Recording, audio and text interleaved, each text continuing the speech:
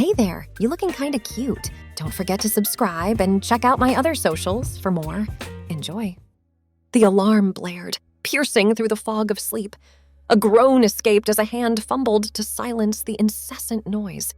Something felt off, but in the haze of early morning, it was hard to pinpoint exactly what. Bleary eyes blinked open, adjusting to the soft light filtering through the curtains. The room came into focus. Same posters on the walls, same cluttered desk in the corner. Yet there was a nagging sense that things weren't quite right. Pushing back the covers revealed unfamiliar curves where there should have been angles. Long strands of hair fell across narrowed shoulders. Heart racing, trembling fingers explored a face that felt foreign, softer jaw, fuller lips. "What the hell?" The voice that emerged was higher, melodic. Stumbling out of bed on unsteady legs, the mirror confirmed what seemed impossible. Staring back was the reflection of a girl. Delicate features, flowing chestnut hair, wide hazel eyes filled with shock and confusion. "This can't be real. I'm dreaming. I have to be dreaming." But pinches and slaps did nothing to dispel the surreal scene. This was no dream. Panic rising, the door flew open as feet pounded down the hallway. "Mom! Dad! Something's wrong!" Concerned faces appeared, then froze in stunned silence. "Ledger, is that you?" His mother's voice was barely above a whisper. "Of course it's me, but look at me. I'm a girl," his father finished, expression unreadable. "How is this possible? What's happening to me?" His parents exchanged a long look, tension thick in the air. "We were hoping we'd have more time," his mother said softly. "But I suppose there's no hiding it now. You should sit down, honey. We have a lot to explain." The next hour passed in a daze as his parents outlined an almost unbelievable tale. A highly classified government project, a virus designed to alter human biology, accidental exposure. "So you're saying I've been infected with some kind of gender-swapping virus? And you knew about this?" Ledger's voice cracked with a mix of anger and disbelief. His father nodded gravely. "We've been monitoring you for signs, but we had no idea the transformation would happen so suddenly or completely. I'm so sorry, son. Daughter?" Ledger flinched at the word. "Don't. Just don't. I can't deal with this right now." Pushing away from the table, she fled back upstairs, slamming the bedroom door. Curled up on the bed, silent tears fell as the magnitude of the situation sank in. Everything had changed in an instant. Who was he? She? Now? A soft knock interrupted the spiral of panicked thoughts. "Ledger, can I come in?" His mother's voice was gentle, concerned. "Go away. I don't want to talk to anyone. I know this is a lot to process, but you don't have to go through it alone. Please let me help." After a long pause, a quiet "fine" signaled surrender. The bed dipped as his mother sat down, hand reaching out to smooth back long strands of hair. The gesture was achingly familiar, yet jarringly different. "I can't even imagine how overwhelmed you must be feeling right now," she murmured. "But I want you to know that no matter what, you're still our child. We love you unconditionally." Ledger's voice was muffled against the pillow. "How am I supposed to live like this? Everything's different. I don't even know who I am anymore." "You're still you, sweetheart. Your body may have changed, but your mind, your heart, those are still the same." "But how can I go to school like this? Face my friends? What about sports and dating and everything?" His mother sighed. "I won't lie. It won't be easy. There will be challenges and adjustments. But you're strong, Ledger. You'll find your way." Silence stretched between them, broken only by quiet sniffles. What if I can't?" The words were barely audible. "Then we'll face it together, as a family. You're not alone in this." As the day wore on, shock gave way to a numb sort of acceptance. Ledger avoided mirrors, uncomfortable with the unfamiliar reflection. Every movement felt off balance. Clothes hung awkwardly on a frame that was suddenly curves instead of angles. His father worked the phones, calling the school to explain the situation in vague terms of, a medical condition that required accommodation. His mother hovered anxiously, clearly wanting to help but unsure how. By evening, exhaustion had set in.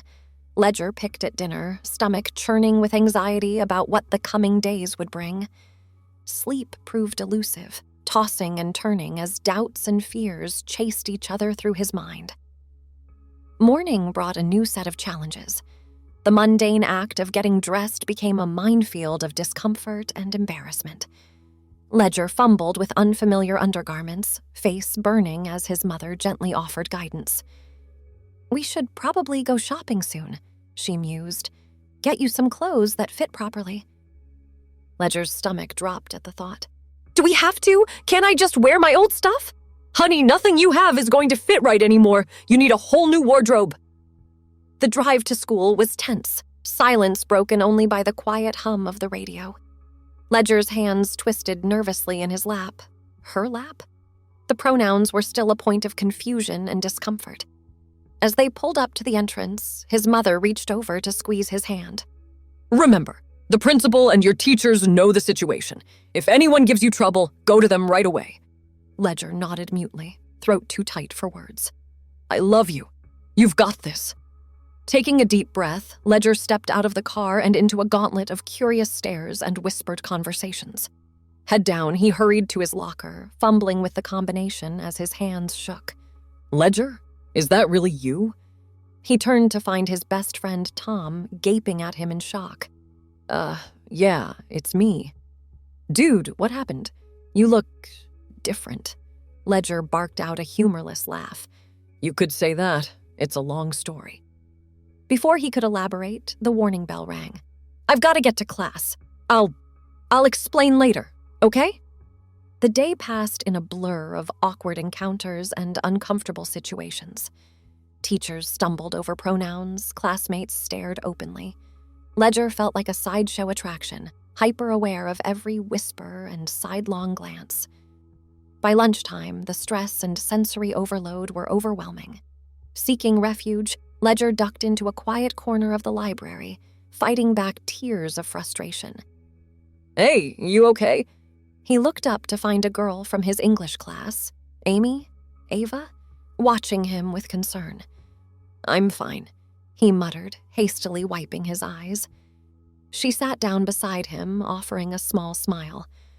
"It's Ledger, right? I heard some of what happened. That must be really tough to deal with. You have no idea. Want to talk about it?" And suddenly the words came pouring out. All the fear and confusion and anger of the past 2 days. To his surprise, she listened without judgment, offering quiet sympathy. "I can't even imagine how hard this must be," she said when he finally ran out of steam. "But for what it's worth, I think you're incredibly brave for coming to school and facing everyone." Ledger blinked in surprise. "You do?" She nodded. "Absolutely. And hey, if you ever need someone to talk to or help navigating girl stuff, I'm here." For the first time in days, Ledger felt a glimmer of hope. Maybe he wasn't as alone in this as he'd feared. The next few weeks were a steep learning curve. Every day brought new challenges, from mastering the intricacies of makeup to dealing with the realities of a female body. There were moments of frustration and despair, but also unexpected joys and discoveries. Shopping for a new wardrobe was initially mortifying, but Ledger found himself drawn to soft fabrics and pretty colors he'd never considered before.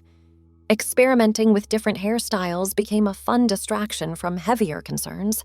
Slowly, almost imperceptibly, Ledger began to settle into his new identity. The name felt wrong somehow, too masculine for this new form. After much consideration, he decided to go by Skylar, close enough to feel familiar, but better suited to his changed circumstances. Family dynamics shifted and adjusted. There were awkward moments and missteps, but also a deepening of understanding and support. Skylar's younger sister became an unexpected ally, eagerly sharing tips on skincare and offering fashion advice. School remained a minefield of social complexities, but Skylar found surprising sources of support. The girl from the library, Ava, he finally remembered, became a close friend and guide to the intricacies of teenage girlhood. There were still bad days, of course. Days when dysphoria hit hard and Skylar longed for his old body, his old life. But there were good days, too. Moments of joy and self-discovery that wouldn't have been possible before. One sunny afternoon, Skylar stood in front of the mirror, really looking at herself for the first time in weeks. The face staring back was becoming familiar, still recognizably her, but softer, more delicate. Long lashes framed bright eyes, a spattering of freckles across the bridge of her nose. On impulse, she reached for the makeup kit Ava had given her, carefully applying a swipe of mascara, a touch of blush. The effect was subtle but transformative. For the first time, Skylar felt a spark of genuine pleasure at her reflection. "You look beautiful, honey." She turned to find her mother watching from the doorway, eyes shining with unshed tears. "Thanks, Mom." Skylar's voice was soft, a mix of emotions she couldn't quite name. Her mother crossed the room, wrapping her in a tight hug. "I'm so proud of you, you know that?" "You've handled this whole situation with such grace and strength." Skylar leaned into the embrace, allowing herself a moment of vulnerability. "I couldn't have done it without you guys. I know it hasn't been easy for you either. We're family. We face challenges together." As her mother pulled back, smoothing a strand of hair behind Skylar's ear, a thought struck her. "Hey, Mom, do you think we could maybe go get my ears pierced this weekend?" The smile that lit up her mother's face was answer enough. The following months brought a gradual settling into this new normal. Skylar found herself embracing aspects of femininity she'd never considered before. The artistry of makeup, the fun of accessorizing, the camaraderie of girls' nights with Ava and other new friends. There were still moments of disconnect, times when she caught her reflection and felt a jolt of surprise. But increasingly, Skylar found herself comfortable in her own skin, appreciating the strength and grace of her changed body. One crisp fall day, Skylar was sprawled on her bed, poring over college brochures with Ava. The future that had seemed so uncertain now held new possibilities. "Have you thought about what you want to study?" Ava asked, flipping through glossy pages. Skylar chewed her lip thoughtfully. "I'm not sure. Before all this, I was thinking about engineering, but lately I've been really interested in biology and genetics. Maybe medical research?" Ava nodded approvingly. "That makes sense. You could help other people going through similar situations."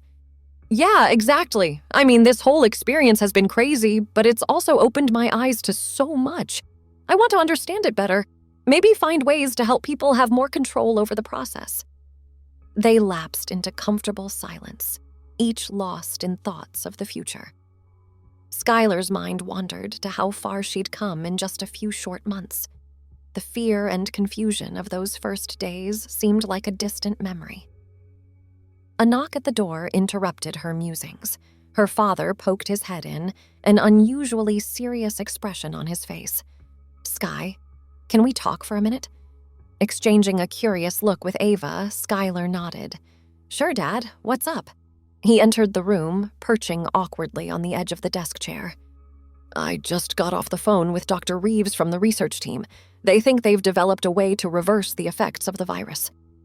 Skylar felt her heart skip a beat. "You mean I could go back to being a boy?" Her father nodded slowly. "If that's what you want. The treatment is still experimental, but early trials have been promising. You'd be eligible to participate if you're interested." A whirlwind of emotions swept through Skylar. Just a few months ago, she would have jumped at the chance without hesitation. But now, she glanced at her reflection in the mirror, taking in the familiar yet different features. The long hair she'd learned to style in intricate braids, the curve of hips that had initially felt so foreign but now moved with unconscious grace. More than the physical changes, Skylar thought about the personal growth she'd experienced, the newfound confidence, the deeper empathy, the friendships that might never have formed in her old life. I don't know," she said finally. "Can I think about it?" Her father's expression softened with understanding. "Of course, sweetheart. There's no rush to decide. We just wanted you to know the option is there if you want it." After he left, Skylar turned to find Ava watching her with a mix of concern and curiosity. "Wow," Ava said softly. "That's huge. How do you feel about it?" Skylar flopped back on the bed with a groan. "Honestly, I have no idea. I mean, part of me is tempted. It would make some things easier, you know? But at the same time..." "You've gotten used to being you," Ava finished. "Yeah, exactly. I've worked so hard to accept this new me. The thought of going through another huge change is exhausting." Ava reached out to squeeze her hand. "Well, whatever you decide, I'm here for you. Boy, girl, or anything in between." Skylar smiled gratefully. "Thanks. I think I need some time to process all this." The next few days were a roller coaster of emotions as Skylar grappled with the weight of the decision before her. She found herself hyper-aware of every aspect of her femininity, questioning which parts felt natural and which still caused discomfort. One evening, unable to sleep, she slipped out of bed and padded down to the kitchen. To her surprise, she found her sister already there, nursing a mug of hot chocolate. "Can't sleep either, huh?" her sister asked, sliding over a second mug. Skylar accepted it gratefully, inhaling the rich aroma. "Too much on my mind. Want to talk about it?" And so, in the quiet of the midnight kitchen, Skylar poured out her conflicted feelings. Her sister listened patiently, offering insights from her own perspective as someone who had watched the entire transformation unfold. "You know," her sister said thoughtfully, "I was so worried about you at first. I thought we'd lost the brother I'd known my whole life. But watching you these past few months, I realized something important." "What's that?" "You're still you. Boy or girl, it doesn't change your core essence. You're still the same caring, stubborn, occasionally annoying sibling I've always had." She grinned to soften the teasing words. "The packaging might be different, but the important stuff is the same." Skylar felt a lump form in her throat. "You really think so?" "I know so, and I think that's what you need to focus on when making this decision. Forget about what anyone else thinks you should do. What feels right to you?" The question echoed in Skylar's mind long after they'd said goodnight. What did feel right? She thought about the struggles of those first weeks, the discomfort, the fear, the sense of loss. But she also remembered the exhilaration of discovering new aspects of herself, the pride in overcoming challenges, the depth of the relationships she'd formed. As dawn broke, painting the sky in soft pinks and golds, Skylar felt a sense of clarity settle over her. She knew what she needed to do. Later that morning, she gathered her family in the living room. Taking a deep breath, she looked at each of them in turn, the parents who had supported her unconditionally, the sister who had become an unexpected confidant. "I've made my decision," she said, voice steady despite the nervous flutter in her stomach. "I'm not going to take the treatment. I want to stay as I am." A moment of silence followed her words. Then her mother stepped forward, enveloping her in a warm hug. "We're proud of you, sweetheart, no matter what." Her father joined the embrace, his voice gruff with emotion. "As long as you're happy, that's all that matters to us." As the family hug broke apart, Skylar felt a profound sense of peace settle over her. The journey hadn't been easy, and she knew there would be challenges ahead. But for the first time since that fateful morning when everything changed, she felt truly comfortable in her own skin. This was who she was meant to be. Not because of a virus or an accident, but because of the strength she'd found within herself to embrace change and grow into the person she was always meant to become. Skylar smiled, feeling the warmth of her family's love and acceptance surrounding her. The future stretched out before her, full of possibilities, and she was ready to face it, as herself, wholly and completely. Thanks for watching. Don't forget to check out my other socials if you want more wonderful content, early access, behind the scenes, and more. All links down below.